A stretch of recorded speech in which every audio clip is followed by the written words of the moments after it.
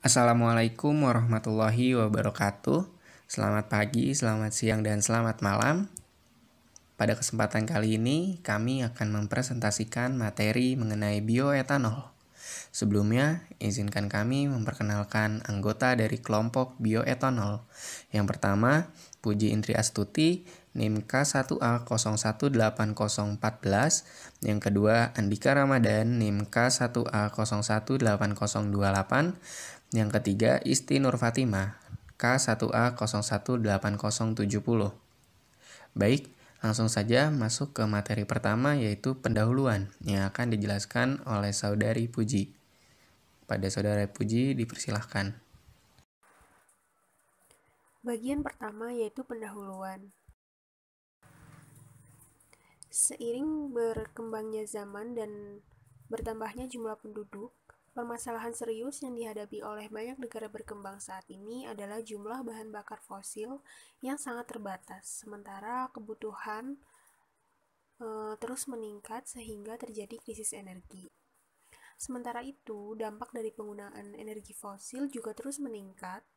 Energi fosil yaitu energi yang digunakan saat ini, khususnya pada mode transportasi, yang berakibat akan semakin tingginya tingkat pencemaran udara yang akan berdampak negatif terhadap lingkungan.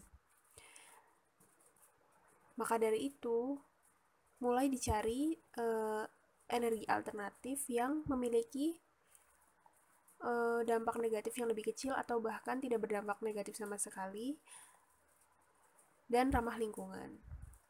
Bioetanol menjadi salah satu energi alternatif yang sedang dikembangkan saat ini sebagai bahan bakar berbasis nabati yang ramah lingkungan dan banyak juga manfaat lain. Indonesia sebagai negara dengan sumber daya alam yang melimpah memiliki peluang untuk mengembangkan bioetanol ini sebagai pengganti bahan bakar yang tidak bisa diperbarui, yaitu bahan bakar fosil. Apalagi bioetanol ini dapat dihasilkan dari limbah pertanian, yang mana bisa mengurangi biaya produksi dan juga bisa diperbaharui nantinya. Bagian pertama yaitu pendahuluan.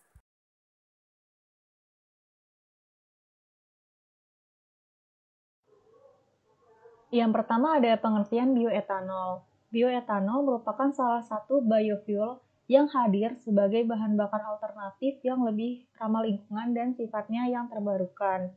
Bioetanol mempunyai rumus kimia C2H5OH adalah cairan biokimia yang diperoleh dari proses fermentasi gula yang bersumber dari karbohidrat menggunakan bantuan mikroorganisme. Lalu bioetanol ini diperoleh dari fermentasi bahan-bahan yang mengandung gula oleh ragi Saccharomyces cerevisiae.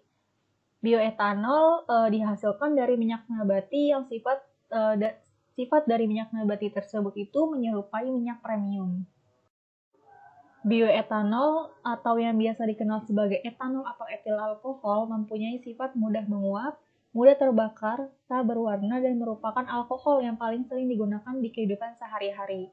Etanol ini dapat digunakan sebagai bahan pembuatan minuman keras, bahan baku fermentasi, kosmetik, dan campuran bahan bakar kendaraan.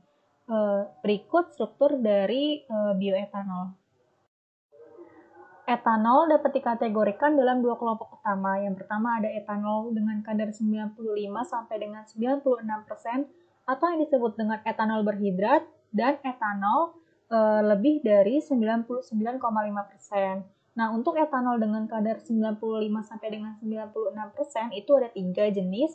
Yang pertama ada technical raw spirit grade, itu digunakan untuk bahan bakar spiritual, minuman, disinfektan, dan pelarut. Kemudian yang kedua ada industrial grade, digunakan untuk bahan baku dalam industri dan pelarut. Kemudian ada potable grade, digunakan untuk minuman dengan kualitas yang tinggi. Sedangkan etanol dengan kadar lebih dari 99,5% itu disebut dengan fuel grade etanol atau FGE, atau etanol kering yang terbebas dari air atau hanya mengandung air yang minimal. Selanjutnya ada beberapa tanaman yang dapat dijadikan sebagai bahan baku pembuatan bioetanol, antara lain terdapat 3 jenis, ada bahan bergula, bahan berpati, dan bahan berligno selulosa. Untuk bahan bergula, proses fermentasinya itu lebih cepat karena bahan bergula ini sudah mempunyai kandungan gula. Contohnya itu ada molase atau tetes tebu, nira kelapa, dan nira aren. Kemudian untuk bahan berpati, proses kefermentasinya itu akan lebih lama karena bahan berpati ini harus dihasilkan dulu gulanya untuk difermentasi menjadi etanol. Contohnya ada ubi kayu atau singkong, tepung sagu, biji jagung, biji sorghum, kentang, ganyong, dan umbi dahlia.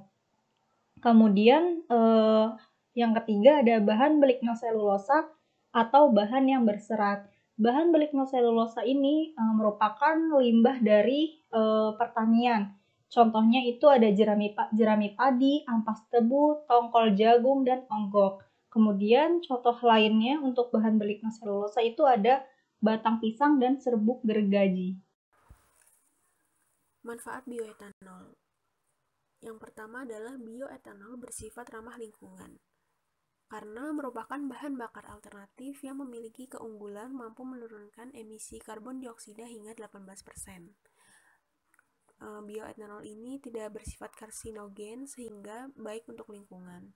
Yang kedua, biaya produksinya ini terjangkau karena sumber bahan baku pembuatan bioetanol memiliki nilai ekonomis yang rendah seperti limbah pertanian atau bahan-bahan nabati lain yang kesediaannya di alam itu cukup melimpah, sehingga bioetanol ini juga dapat diperbaharui. Tentunya harus didukung dengan teknologi dan penelitian-penelitian yang mumpuni tentunya untuk menghasilkan bioetanol yang baik. Indonesia sebagai negara yang kaya dengan sumber daya alam memiliki kesempatan yang luas untuk mengembangkan bioetanol. Bioetanol ini juga bermanfaat untuk beberapa sektor industri. Seperti yang sudah disebutkan di atas, untuk grade etanol yang memiliki grade 90-96,5% dapat digunakan sebagai bahan dasar di industri farmasi. Sedangkan grade etanol sebesar 99,5% sampai 100% biasanya dimanfaatkan sebagai campuran bahan bakar untuk kendaraan. Selanjutnya, bioetanol sebagai energi alternatif. Kenapa bioetanol ini dijadikan energi alternatif? Karena ini merupakan salah satu usaha dalam rangka mengurangi ketergantungan terhadap energi fosil, khususnya bahan bakar minyak yang lama-kelamaan pasti akan habis karena kesediaannya ini terbatas di alam. Dibandingkan energi alternatif lain, bioetanol ini juga salah satu sumber energi yang ramah lingkungan. Beberapa tahun terakhir, produksinya mengalami kenaikan yang signifikan di banyak negara. Pemerintah telah mengeluarkan kebijakan diversifikasi energi dengan melakukan upaya penggantian BBM dengan biodiesel atau biosolar dan bioetanol untuk mendukung substitusi BBM non-renewable energy research. Hal ini diharapkan menjadi salah satu upaya penganekaragaman penyediaan dan pemanfaatan dari berbagai sumber energi dalam rangka optimalisasi penyediaan energi. Pemerintah juga sudah memperkuat pengembangan bioetanol ini dengan Peraturan Presiden Republik Indonesia Nomor 5 Tahun 2006 tentang Kebijakan Energi Nasional untuk mengembangkan sumber energi alternatif sebagai pengganti BBM. Selanjutnya, program bioetanol sebagai pengganti minyak bumi perlu didukung oleh penelitian dan pengembangan berkelanjutan, mengingat karakteristik tiap negara terhadap sumber bahan baku bioetanol ini sangatlah beragam. Limbah hasil pertanian, perkebunan, dan kehutanan dapat dimanfaatkan sepenuhnya, apalagi di Indonesia ini limbah perkebunan mempunyai potensi yang sangat besar untuk dimanfaatkan sebagai bahan baku bioetanol, seperti tongkol jagung atau tandan kosong kelapa sawit. Saat ini, produksi bioetanol diarahkan untuk menggunakan limbah lignoselulosa sebagai bahan bakunya. Indonesia sebagai negara tropis juga memiliki berbagai limbah lignoselulosa yang potensial untuk produksi bioetanol. Tentunya dengan melimpahnya bahan baku ini diharapkan juga seiring dengan perkembangan untuk penelitiannya agar bisa dihasilkan bioetanol yang baik. Selanjutnya adalah bahan-bahan yang diperlukan pada proses pembuatan bioetanol. Yang pertama adalah ragi atau Saccharomyces cerevisiae. Saccharomyces cerevisiae merupakan salah satu spesies ragi yang memiliki daya konversi gula menjadi bioetanol yang baik. Ragi ini nantinya digunakan pada proses fermentasi. Yang kedua ada enzim silanase. Silanase mempunyai banyak kegunaan, salah satunya adalah untuk biokonversi dari sisa-sisa tanaman yang mengandung lignoselulosa menjadi gula dan etanol. Baik, setelah adanya penjelasan mengenai produksi bioetanol yang berhubungan dengan bahan yang diperlukan dalam suatu proses bioetanol selain bahan baku. Nah, kemudian akan membahas terkait dengan proses pembuatan bioetanol. Proses pembuatan bioetanol ini menyesuaikan dengan bahan yang akan dijadikan bioetanol. Nah, untuk prosesnya secara umum ada 3 tahapan, yaitu melalui suatu persiapan bahan baku, fermentasi, dan pemurnian atau proses destilasi. Yang pertama, persiapan bahan baku. Untuk persiapan bahan baku di sini menyesuaikan dengan jenis bahan yang digunakan dalam pembuatan bioetanol. Yang pertama ada persiapan bahan bergula, di mana bahan bergula ini dia tidak mengalami atau tidak melalui suatu proses perlakuan awal atau pretreatment karena sudah terdapat kandungan gula di dalamnya. Jadi dapat langsung dilakukan suatu proses fermentasi gula menjadi etanol. Maka dari itu proses ini akan semakin pendek atau sederhana. Jadi langsung melakukan suatu fermentasi hingga akhirnya dia akan menjadi suatu etanol. Yang langkah lanjutannya adalah proses pemurniannya. Nah, untuk yang kedua yaitu persiapan untuk bahan yang berpati atau bahan pati yang digunakan untuk pembuatan bioetanol. Nah, bioetanol yang dibuat dari sumber pati ini harus melalui proses yang cukup panjang, yaitu melewati beberapa tahapan seperti ekstraksi patinya terlebih dahulu, dilanjut dengan liquifikasi, ada sakarifikasi untuk memperoleh gulanya, kemudian akan dilakukan kultivasi atau fermentasinya menggunakan Saccharomyces cerevisiae hingga akhirnya nanti akan didapat etanol gitu yang akan dimurnikan juga sehingga akan menjadi bioetanol yang dapat digunakan. Nah, yang ketiga itu ada persiapan atau pretreatment untuk bahan berlignoselulosa, di mana untuk bahan yang berlignoselulosa ini harus dilakukan pretreatment guna menghilangkan kandungan lignin yang ada di dalamnya sehingga akan diperoleh gula sederhana. Terdapat 3 proses perlakuan awal dari bahan berlignoselulosa ini, yaitu dapat secara biologi, dapat secara kimia, dan dapat secara fisik atau mekanis. Nah, untuk pengolahan secara fisik, kimia ataupun secara mekanis atau secara biologisnya juga itu berbeda-beda. Ketika secara fisik dia dapat melakukannya dengan pencacahan secara mekanik atau proses penghancuran, penggilingan yang nantinya akan menjadi suatu tepung atau ukuran bahannya akan menjadi ukuran-ukuran yang kecil gitu, atau proses untuk mengurangi dari kristalinitas selulosanya. Nah, untuk perlakuan yang secara kimia itu dapat dilakukan dengan hidrolisis asam, terus juga ada hidrolisis alkali, ada delignifikasi oksidatif, dan juga ada suatu proses organosolve gitu. Nah, untuk yang terakhir itu perlakuan secara biologis itu dapat menggunakan suatu mikroorganisme, jamur, pelapuk coklat, ataupun dengan pelapuk putih gitu. Jadi nantinya jamur ini tuh dapat mendegradasi dari kandungan lignin dan hemiselulosa yang terdapat di dalam lignoselulosa ini. Gitu, dan jamur pelapuk putih ini menjadi jamur yang paling efektif dalam proses pendahuluan untuk produk bioetanol dari bahan berlignoselulosa.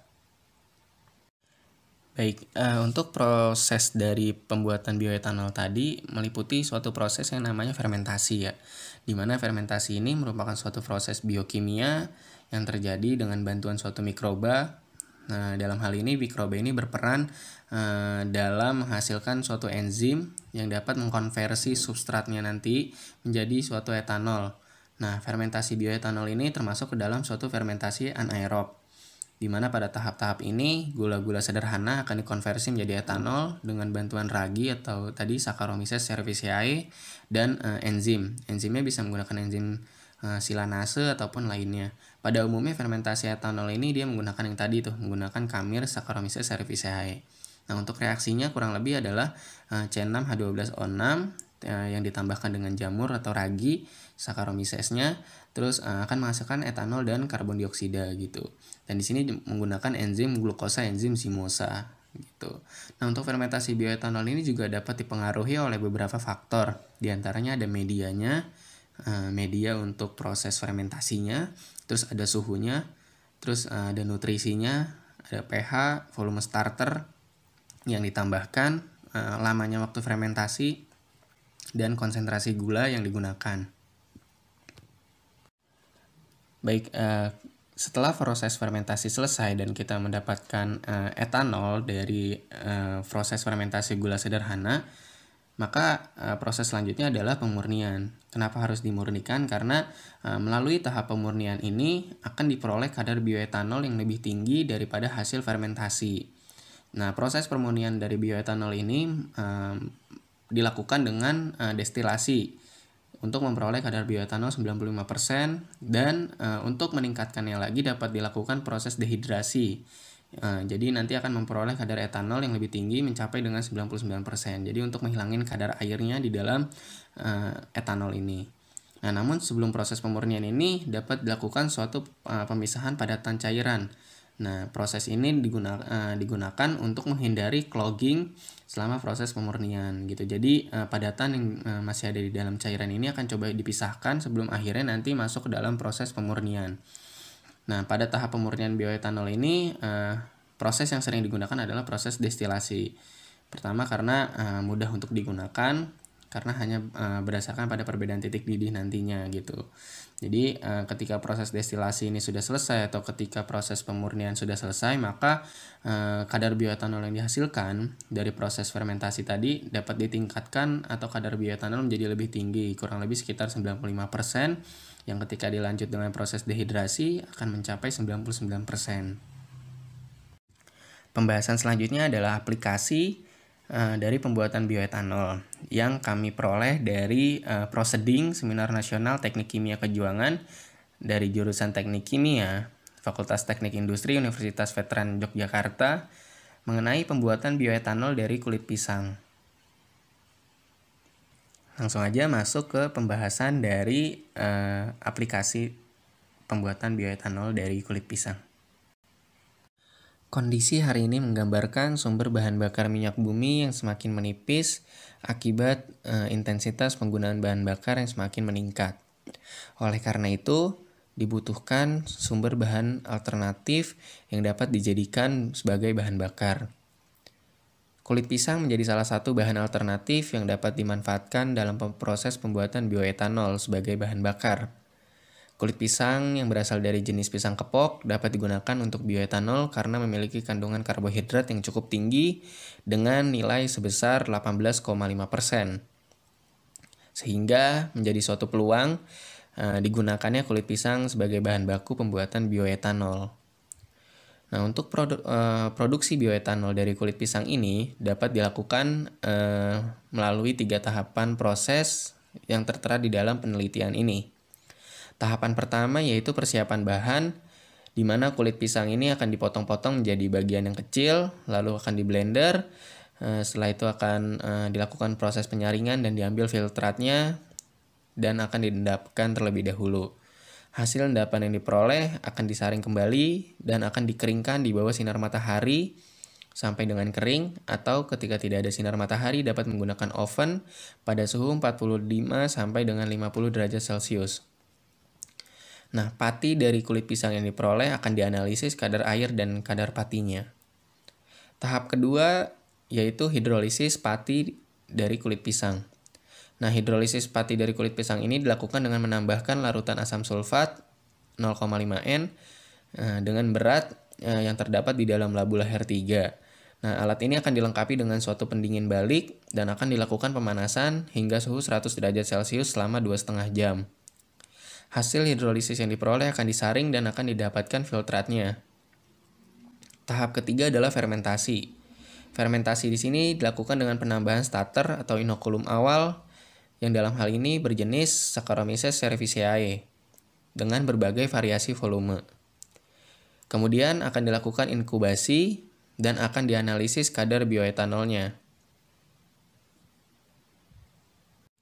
Adapun hasil yang diperoleh dalam penelitian ini menunjukkan bahwa waktu fermentasi sangat berpengaruh terhadap kadar etanol yang dihasilkan, di mana waktu fermentasi yang semakin lama akan menghasilkan kadar etanol yang semakin tinggi, sehingga waktu optimum fermentasi dalam penelitian ini adalah selama 144 jam dengan kadar etanol yang dihasilkan sebesar 13,5406%.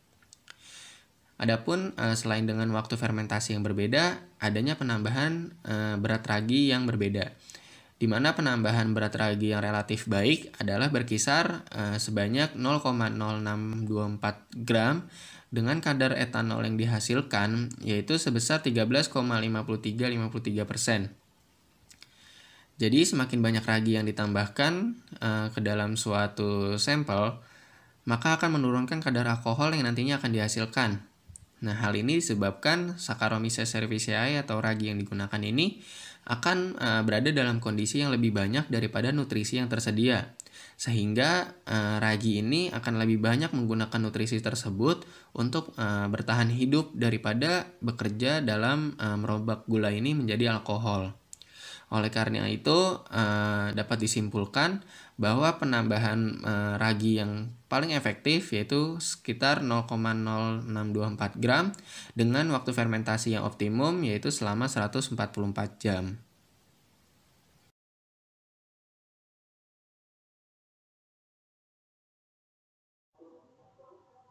Kesimpulan yang dapat diambil yaitu yang pertama, bioetanol merupakan cairan yang diperoleh dari proses fermentasi gula dari sumber karbohidrat menggunakan bantuan mikroorganisme. Di mana mikroorganisme yang sering digunakan itu ialah ragi atau Saccharomyces cerevisiae. Yang kedua, ada bioetanol dapat berperan di berbagai industri. Untuk etanol yang mempunyai grade 90-96,5% itu dapat digunakan pada industri. Kemudian etanol dengan grade 96-99,5% itu digunakan sebagai campuran miras dan bahan dasar industri farmasi. Kemudian etanol dengan grade sebesar 99,5% sampai dengan 100% itu digunakan sebagai campuran bahan bakar kendaraan.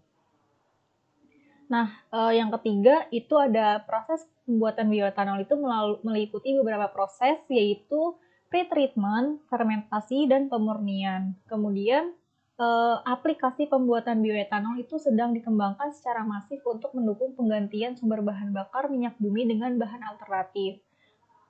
Pemanfaatan bahan yang mengandung serat kasar dengan karbohidrat yang tinggi dapat diolah menjadi etanol. Bahan yang dapat digunakan itu ya ada ubi kayu, ubi jalar, pisang, dan kulit pisang. Demikian materi mengenai bioetanol yang dapat kelompok kami sampaikan. Mohon maaf apabila masih terdapat kekurangan. Semoga bermanfaat bagi kita semua. Terima kasih. Wassalamualaikum warahmatullahi wabarakatuh.